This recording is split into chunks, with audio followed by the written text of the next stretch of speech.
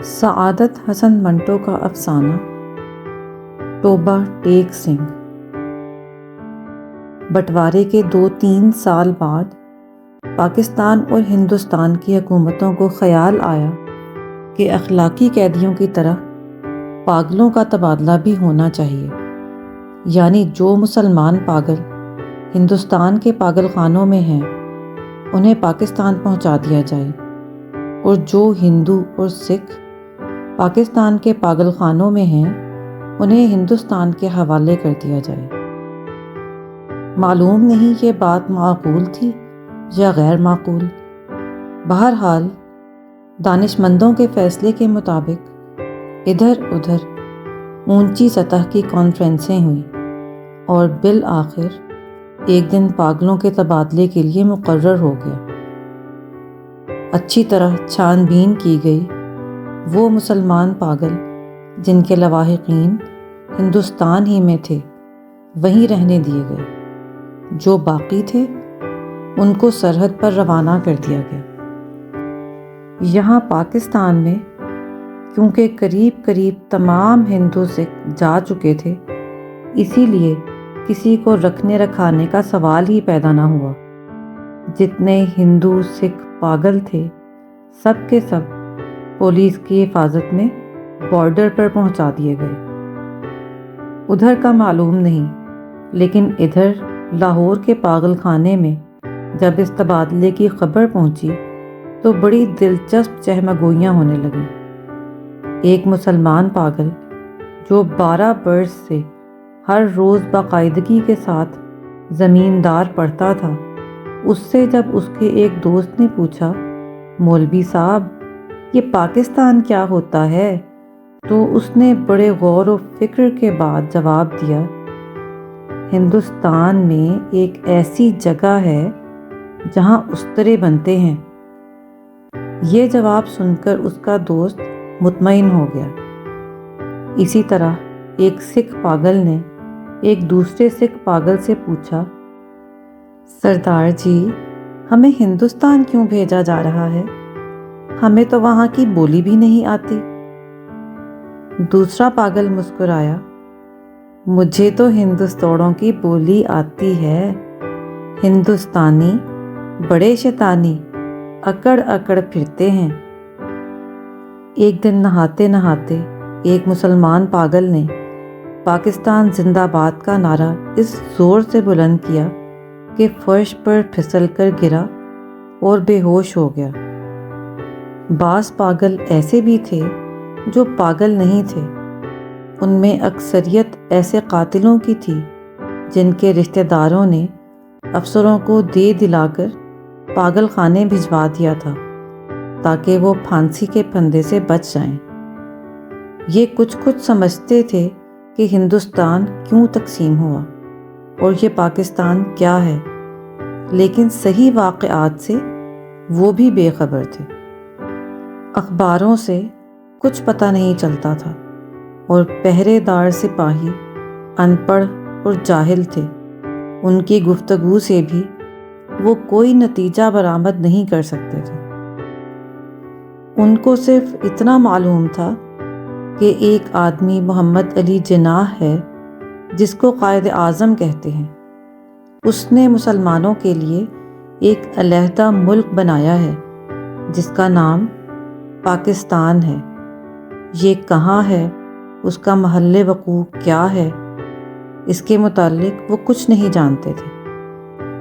یہی وجہ ہے کہ پاگل خانے میں وہ سب پاگل جن کا دماغ پوری طرح معاف نہیں ہوا تھا اس مخمصے میں گرفتار تھے کہ وہ پاکستان میں ہیں یا ہندوستان میں۔ اگر ہندوستان میں ہیں تو پاکستان کہاں ہے؟ اگر وہ پاکستان میں ہیں تو یہ کیسے ہو سکتا ہے کہ وہ کچھ عرصہ پہلے یہیں رہتے ہوئے بھی ہندوستان میں تھے؟ ایک پاگل تو پاکستان اور ہندوستان اور پاکستان کے چکر میں کچھ ایسا گرفتار ہوا کہ اور زیادہ پاگل ہو گیا۔ جھاڑو دیتے ایک دن درخت پر چڑھ گیا اور ٹہنی پر بیٹھ کر 2 گھنٹے مسلسل تقریر کرتا رہا جو پاکستان اور ہندوستان کے نازک مسئلے پر تھی۔ سپاہیوں نے اسے نیچے اترنے کو کہا تو وہ اور اوپر چڑھ گیا۔ ڈرایا دھمکایا گیا تو اس نے کہا، میں ہندوستان میں رہنا چاہتا ہوں، نہ ہی پاکستان میں اس درخت پر ہی رہوں گا۔ بڑی مشکلوں کے بعد جب اس کا دورہ سرد پڑا تو وہ نیچے اترا اور اپنے ہندو سکھ دوستوں سے گلے مل مل کر رونے لگا۔ اس خیال سے اس کا دل بھر آیا تھا کہ وہ اسے چھوڑ کر ہندوستان چلے جائیں گے۔ چنیوٹ کے ایک موٹے مسلمان پاگل نے، جو مسلم لیگ کا سرگرم کارکن رہ چکا تھا اور دن میں 15-16 مرتبہ نہایا کرتا تھا، یک لخت یہ عادت ترک کر دی۔ اس کا نام محمد علی تھا۔ چنانچہ اس نے ایک دن اپنے جنگلے میں اعلان کر دیا کہ وہ قائد اعظم محمد علی جناح ہے۔ اس کی دیکھا دیکھی ایک سکھ پاگل ماسٹر تارا سنگھ بن گیا۔ قریب تھا کہ اس جنگلے میں خون خرابہ ہو جائے، مگر دونوں کو خطرناک پاگل قرار دے کر علیحدہ علیحدہ بند کر دیا گیا۔ لاہور کا ایک نوجوان ہندو وکیل تھا جو محبت میں ناکام ہو کر پاگل ہو گیا تھا۔ جب اس نے سنا کہ امرتسر ہندوستان میں چلا گیا ہے تو اسے بہت دکھ ہوا۔ اسی شہر کی ایک ہندو لڑکی سے اسے محبت ہوئی تھی۔ اس نے اس وکیل کو ٹھکرا دیا تھا، مگر دیوانگی کی حالت میں بھی وہ اس کو نہیں بھولا تھا۔ چنانچہ وہ ان تمام ہندو اور مسلم لیڈروں کو گالیاں دیتا تھا جنہوں نے مل ملا کر ہندوستان کے 2 ٹکڑے کر دیے۔ اس کی محبوبہ ہندوستانی بن گئی اور وہ پاکستانی۔ جب تبادلے کی بات شروع ہوئی تو وکیل کو کئی پاگلوں نے سمجھایا کہ وہ دل برا نہ کرے، اس کو ہندوستان بھیج دیا جائے گا، اس ہندوستان میں جہاں اس کی محبوبہ رہتی ہے۔ مگر وہ لاہور چھوڑنا نہیں چاہتا تھا، اس لیے کہ اس کا خیال تھا کہ امرتسر میں اس کی پریکٹس نہیں چلے گی۔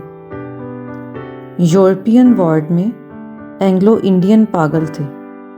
ان کو جب معلوم ہوا کہ ہندوستان کو آزاد کر کے انگریز چلے گئے ہیں تو ان کو بہت صدمہ ہوا۔ وہ چھپ چھپ کر گھنٹوں آپس میں اس اہم مسئلے پر گفتگو کرتے رہتے کہ پاگل خانے میں اب ان کی حیثیت کس قسم کی ہوگی۔ یورپین وارڈ رہے گا یا اڑا دیا جائے گا؟ بریک فاسٹ ملے گا یا نہیں؟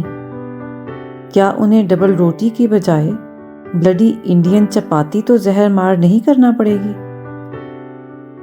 ایک سکھ تھا جس کو پاگل خانے میں داخل ہوئے 15 برس ہو چکے تھے۔ ہر وقت اس کی زبان سے یہ عجیب و غریب الفاظ سننے میں آتے تھے: اوپڑ دی گڑگڑ دی اینکس دی بے تیانہ دی مونگ دی دال آف دی لالٹین۔ وہ دن کو سوتا تھا نہ رات کو۔ پہرے داروں کا یہ کہنا تھا کہ 15 برس کے طویل عرصے میں وہ ایک لہجے کے لیے بھی نہیں سویا، لیٹا بھی نہیں تھا۔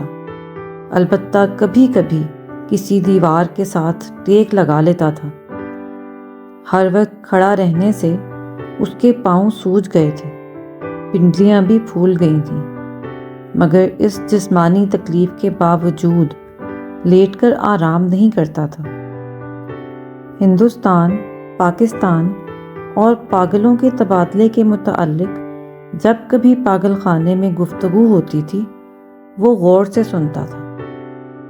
جب کوئی اس سے پوچھتا کہ اس کا کیا خیال ہے تو وہ بڑی سنجیدگی سے جواب دیتا: اوپر دی گڑگڑ دی اینکس دی بے تیانہ دی moong the dal of the Pakistan government. لیکن بعد میں آف دی پاکستان گورنمنٹ کی جگہ of the Toba take Singh government نے لے لی، اور اس نے دوسرے پاگلوں سے پوچھنا شروع کیا کہ ٹوبہ ٹیک سنگھ کہاں ہے جہاں کا وہ رہنے والا ہے۔ لیکن کسی کو بھی معلوم نہیں تھا کہ وہ پاکستان میں ہے یا ہندوستان میں۔ جو بتانے کی کوشش کرتے خود اس الجھاؤ میں گرفتار ہو جاتے کہ سیالکوٹ پہلے ہندوستان میں ہوتا تھا پر اب سنا ہے کہ پاکستان میں ہے۔ کیا پتہ ہے کہ لاہور جو اب پاکستان میں ہے کل ہندوستان میں چلا جائے، یا سارا کا سارا ہندوستان ہی پاکستان بن جائے۔ اور یہ بھی کون سینے پر ہاتھ رکھ کر کہہ سکتا تھا کہ ہندوستان اور پاکستان دونوں کسی دن سرے سے غائب ہی ہو جائیں۔ اس سکھ پاگل کے کیس چھدرے ہو کر بہت مختصر رہ گئے تھے۔ چونکہ بہت کم نہاتا تھا اس لیے داڑھی اور سر کے بال آپس میں جم گئے تھے، جس کے باعث اس کی شکل بڑی بھیانک ہو گئی تھی، مگر آدمی بے ضرر تھا۔ 15 برسوں میں اس نے کبھی کسی سے جھگڑا فساد نہیں کیا تھا۔ پاگل خانے کے جو پرانے ملازم تھے وہ اس کے متعلق جانتے تھے کہ ٹوبہ ٹیک سنگھ میں اس کی کئی زمینیں تھیں۔ اچھا کھاتا پیتا زمیندار تھا، اچانک دماغ الٹ گیا۔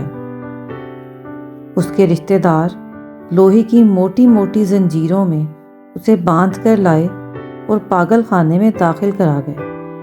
مہینے میں ایک بار ملاقات کے لیے یہ لوگ آتے تھے اور اس کی خیر خیریت دریافت کر کے چلے جاتے تھے۔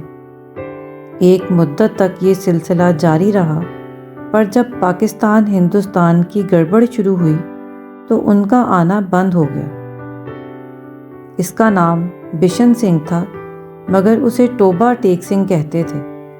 اس کو یہ قطعاً معلوم نہیں تھا کہ دن کون سا ہے، مہینہ کون سا ہے، یا کتنے سال بیت چکے ہیں، لیکن ہر مہینے جب اس کے عزیز و اقارب اس سے ملنے کے لیے آتے تھے تو اسے اپنے آپ پتہ چل جاتا تھا۔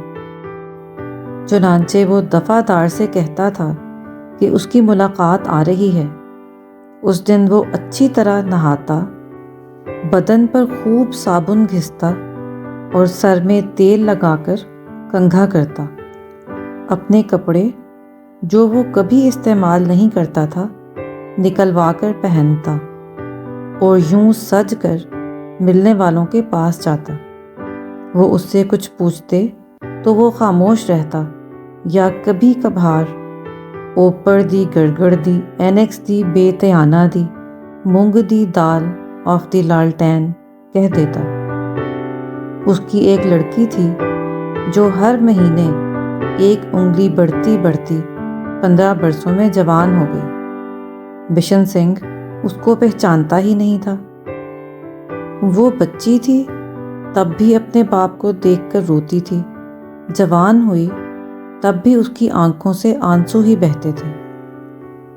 پاکستان اور ہندوستان کا قصہ شروع ہوا تو اس نے دوسرے پاگلوں سے پوچھنا شروع کیا کہ ٹوبہ ٹیک سنگھ کہاں ہے۔ جب اطمینان بخش جواب نہ ملا تو اس کی کرید دن بدن بڑھتی گئی۔ اب ملاقات بھی نہیں آتی تھی۔ پہلے تو اسے اپنے آپ پتہ چل جاتا تھا کہ ملنے والے آ رہے ہیں، پر اب جیسے اس کے دل کی آواز بھی بند ہو گئی تھی جو اسے ان کی آمد کی خبر دے دیا کرتی تھی۔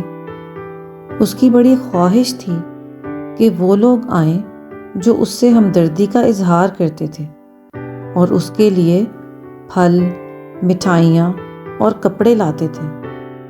وہ اگر ان سے پوچھتا کہ ٹوبہ ٹیک سنگھ کہاں ہے تو وہ اسے یقیناً بتا دیتے کہ پاکستان میں ہے یا ہندوستان میں، کیونکہ اس کا خیال تھا کہ وہ ٹوبہ ٹیک سنگھ ہی سے آتے ہیں جہاں اس کی زمینیں ہیں۔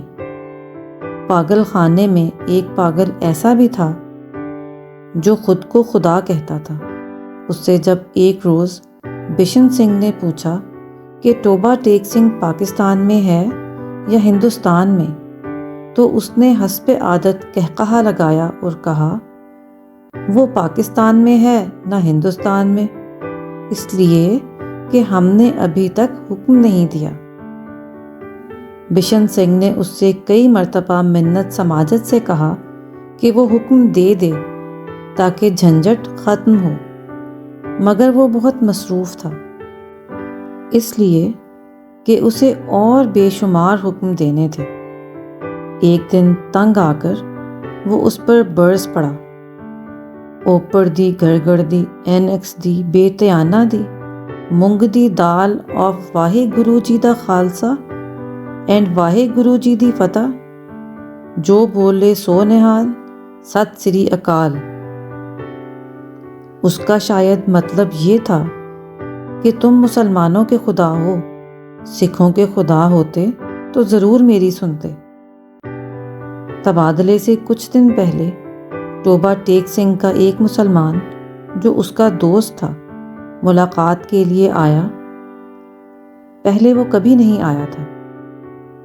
جب بشن سنگھ نے اسے دیکھا تو ایک طرف ہٹ گیا اور واپس جانے لگا، مگر سپاہیوں نے اسے روکا اور بتایا یہ تم سے ملنے آیا ہے، تمہارا دوست فضل دین ہے۔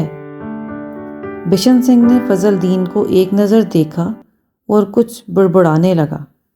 فضل دین نے آگے بڑھ کر اس کے کندھے پر ہاتھ رکھا اور کہنے لگا، میں بہت دنوں سے سوچ رہا تھا کہ تم سے ملوں، لیکن فرصت ہی نہ ملی۔ تمہارے سب آدمی خیریت سے ہندوستان چلے گئے ہیں۔ مجھ سے جتنی مدد ہو سکی میں نے کی۔ تمہاری بیٹی روپ کور۔ وہ کچھ کہتے کہتے رک گیا۔ بشن سنگھ کچھ یاد کرنے لگا۔ فضل دین نے رک رک کر کہا، بیٹی روپ کور، ہاں وہ بھی ٹھیک ٹھاک ہے، ان کے ساتھ چلی گئی ہے۔ بشن سنگھ یہ سب سن کر خاموش رہا۔ فضل دین نے پھر کہنا شروع کیا، انہوں نے مجھ سے کہا تھا کہ تمہاری خیر خیریت پوچھتا رہوں۔ اب میں نے سنا ہے کہ تم ہندوستان جا رہے ہو۔ بھائی بلبیر سنگھ اور بھائی ودھاوا سنگھ کو میرا سلام کہنا، اور بہن امرت کور سے بھی۔ بھائی بلبیر سے کہنا فضل دین راضی خوشی ہے۔ 2 بھوری بھینسیں جو وہ چھوڑ گئے تھے ان میں سے ایک نے کٹا دیا ہے اور دوسری کے کٹی ہوئی تھی، پر وہ 6 دن کی ہو کر مر گئی۔ اور میرے لائق جو خدمت ہو کہنا میں ہر وقت تیار ہوں، اور یہ تمہارے لیے تھوڑے سے مرونڈے لایا ہوں۔ بشن سنگھ نے مرونڈوں کی پوٹلی لے کر پاس کھڑے سپاہی کے حوالے کر دی اور فضل دین سے پوچھا، ٹوبہ ٹیک سنگھ کہاں ہے؟ فضل دین نے قدرے حیرت سے کہا، کہاں ہے؟ وہی ہے جہاں تھا۔ بشن سنگھ نے پوچھا، پاکستان میں ہے یا ہندوستان میں؟ فضل دین بوکھلا گیا، ہندوستان میں نہیں، پاکستان میں۔ بشن سنگھ بڑبڑاتا ہوا چلا گیا، اوپر دی گڑگڑ دی اینکس دی بے تیانہ دی moong the dal of the Pakistan and Hindustan of the در فٹے منہ۔ تبادلے کی تیاریاں مکمل ہو چکی تھیں۔ ادھر سے ادھر اور ادھر سے ادھر آنے والے پاگلوں کی فہرستیں پہنچ گئی تھیں، اور تبادلے کا دن بھی مقرر ہو چکا تھا۔ سخت سردیاں تھیں جب لاہور کے پاگل خانے سے ہندو اور سکھ پاگلوں سے بھری ہوئی لوریاں پولیس کے محافظ دستے کے ساتھ روانہ ہوئیں۔ متعلقہ افسر بھی ہمراہ تھے۔ واہگہ کے بارڈر پر طرفین کے سپرنٹینڈنٹ ایک دوسرے سے ملے، اور ابتدائی کارروائی ختم ہونے کے بعد تبادلہ شروع ہو گیا، جو رات بھر جاری رہا۔ پاگلوں کو لوریوں سے نکالنا اور ان کو دوسرے افسروں کے حوالے کرنا بڑا کٹھن کام تھا۔ بعض تو باہر نکلتے ہی نہیں تھے، جو نکلنے پر رضامند ہوئے تھے ان کو سنبھالنا مشکل ہو جاتا تھا، کیونکہ ادھر ادھر بھاگ اٹھتے تھے۔ جو ننگ دھڑنگ تھے ان کو کپڑے پہنائے جاتے، وہ پھاڑ کر اپنے تن سے جدا کر دیتے۔ کوئی گالیاں بک رہا تھا، کوئی گا رہا تھا، آپس میں لڑ جھگڑ رہے ہیں، رو رہے ہیں، بلک رہے ہیں، کان پڑی آواز سنائی نہیں دیتی تھی۔ پاگل عورتوں کا شور و غوغا الگ تھا، اور سردی اتنے کڑاکے کی تھی کہ دانت سے دانت بج رہے تھے۔ پاگلوں کی اکثریت اس تبادلے کے حق میں نہیں تھی، اس لیے کہ ان کی سمجھ میں نہیں آتا تھا کہ انہیں اپنی جگہ سے اکھاڑ کر کہاں پھینکا جا رہا ہے۔ وہ چند جو کچھ سوچ سمجھ سکتے تھے، پاکستان زندہ باد اور پاکستان مرد آباد کے نعرے لگا رہے تھے۔ 2-3 مرتبہ فساد ہوتے ہوتے بچا، کیونکہ بعض مسلمانوں اور سکھوں کو یہ نعرہ سن کر طیش آ گیا تھا۔ جب بشن سنگھ کی باری آئی اور واہگہ کے اس پار متعلقہ افسر اس کا نام رجسٹر میں درج کرنے لگا تو اس نے پوچھا، ٹوبہ ٹیک سنگھ کہاں ہے، پاکستان میں یا ہندوستان میں؟ متعلقہ افسر نے ہنس کر کہا، پاکستان میں۔ یہ سن کر بشن سنگھ اچھل کر ایک طرف ہٹا اور دوڑ کر اپنے باقی ماندہ ساتھیوں کے پاس پہنچ گیا۔ پاکستانی سپاہیوں نے اسے پکڑ لیا اور دوسری طرف لے جانے لگے، مگر اس نے چلنے سے انکار کر دیا اور زور زور سے چلانے لگا، ٹوبہ ٹیک سنگھ یہاں ہے، اوپر دی گڑگڑ دی، اینیکس دی، بے تیانہ دی، moong the dal of Toba take Singh and Pakistan. اسے بہت سمجھایا گیا کہ دیکھو اب ٹوبہ ٹیک سنگھ ہندوستان میں چلا گیا ہے، اگر نہیں گیا تو اسے فوراً وہاں بھیج دیا جائے گا، مگر وہ نہ مانا۔ جب اس کو زبردستی دوسری طرف لے جانے کی کوشش کی گئی تو وہ درمیان میں ایک جگہ اس انداز میں اپنی سوجی ہوئی ٹانگوں پر کھڑا ہو گیا جیسے اب اسے کوئی طاقت وہاں سے نہیں ہلا سکے گی۔ آدمی چونکہ بے ضرر تھا، اس لیے اس سے مزید زبردستی نہ کی گئی، اس کو وہیں کھڑا رہنے دیا گیا اور تبادلے کا باقی کام ہوتا رہا۔ سورج نکلنے سے پہلے ساکت و صامت بشن سنگھ کے حلق سے ایک فلک شگاف چیخ نکلی۔ ادھر ادھر سے کئی افسر دوڑے آئے اور دیکھا کہ وہ آدمی جو 15 برس تک دن رات اپنی ٹانگوں پر کھڑا رہا تھا، اوندھے منہ لیٹا ہے۔ ادھر خاردار تاروں کے پیچھے ہندوستان تھا، ادھر ویسے ہی تاروں کے پیچھے پاکستان۔ درمیان میں زمین کے اس ٹکڑے پر جس کا کوئی نام نہ تھا، ٹوبہ ٹیک سنگھ پڑا تھا۔ امید ہے آپ کو یہ آڈیو افسانہ پسند آیا ہوگا۔